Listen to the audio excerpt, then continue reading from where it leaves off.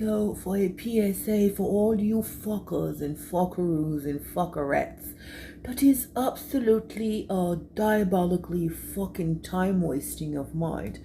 If you come to my Snapchat, which means it's money making, it means you're interested in farting fucking gas and burpees, and you are ready to pay me for my fucking time. So if you're not there to enrich my pocket while you waste my fucking time, it is not for free. So you must put in the money for my pay-per-view. So therefore, the sessions are $250 beginning an hour. It used to be $500 before COVID, but then again, I see a lot of broke asses in times of recessions.